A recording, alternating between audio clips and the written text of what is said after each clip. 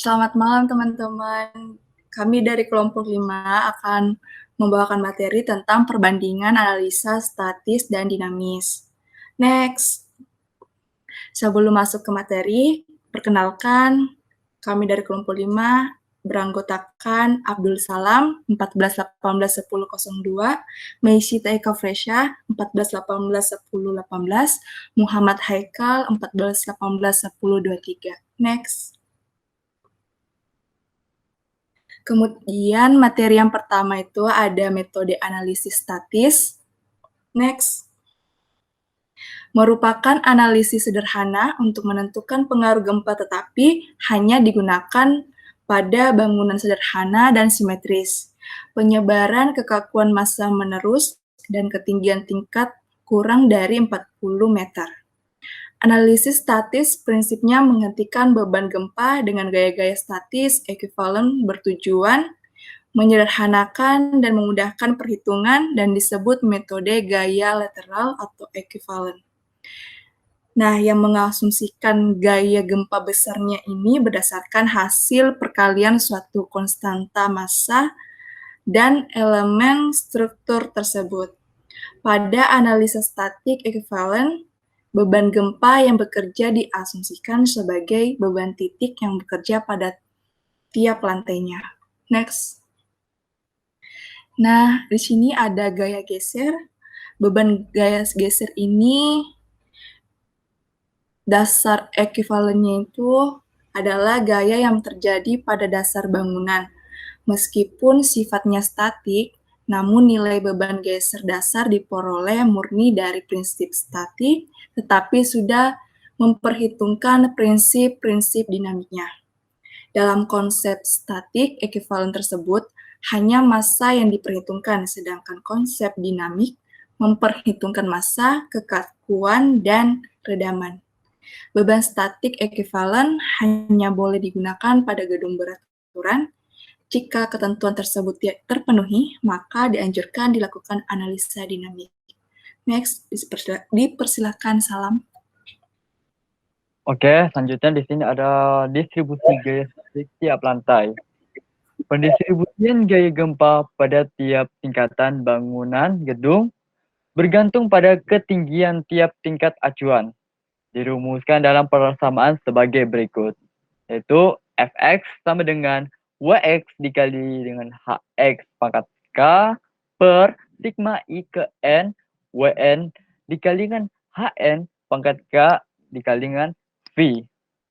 Adapun keterangannya yaitu Fx adalah gaya vertikal, V adalah base shear, Wx adalah berat gedung lantai X, dan Hx adalah ketinggian lantai X terhadap taraf penjepitan lateral. Lanjut. Untuk selanjutnya ada materi metode analisis dinamis.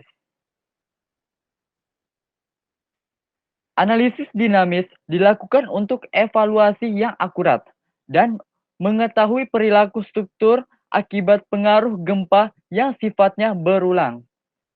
Analisis dinamik perlu dilakukan pada struktur-struktur bangunan dengan karakteristik sebagai berikut. Yang pertama ada gedung-gedung dengan konfigurasi struktur yang sangat tidak beraturan. Yang kedua, gedung-gedung dengan loncatan-loncatan bidang muka yang besar. Yang ketiga, gedung-gedung dengan kekakuan tingkat yang tidak merata. Yang terakhir, ada gedung-gedung dengan yang tingginya lebih dan 40 meter. Metode ini ada dua jenis, yaitu analisis respon dinamik riwayat waktu atau time history analysis, yang memerlukan rekaman percepatan gempa rencana dan analisis ragam spektrum respon atau spektrum modal analisis, di mana respon maksimum dan tiap ragam getar yang terjadi didapat dari spektrum respon rencana atau desain spektra.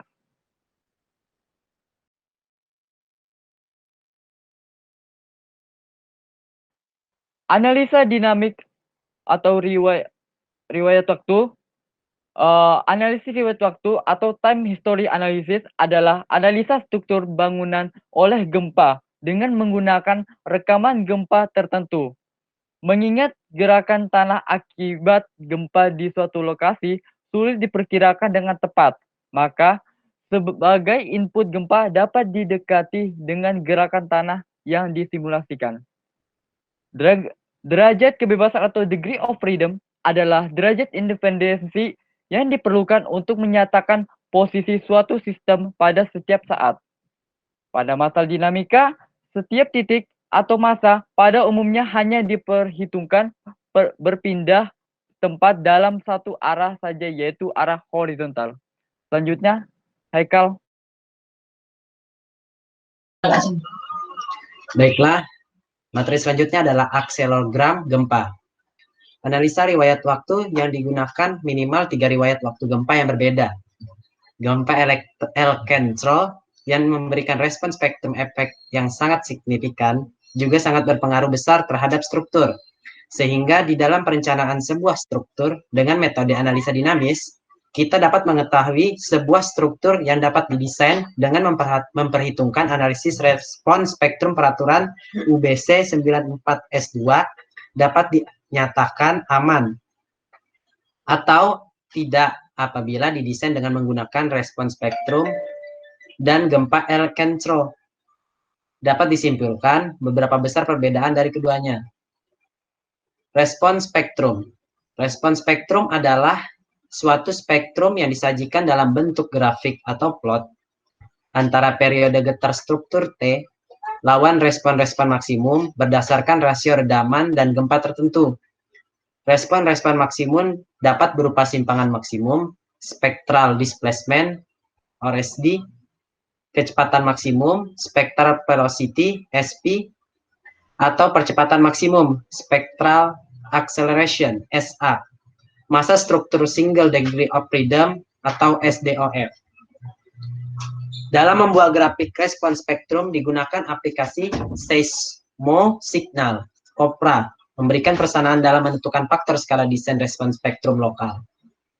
Jadi rumusnya adalah SF sama dengan sigma A min I dikali AI dikali NI sama dengan 1 sigma AI dikali NI sama dengan 1 dengan keterangan min I sama dengan percepatan SNI 1726 2012 dan A adalah percepatan ground motion. Sekian dan terima kasih. Mungkin hanya ini penjelasan dari kami. Mohon maaf jika ada kesalahan dan ada kata-kata yang tidak jelas yang telah diucapkan.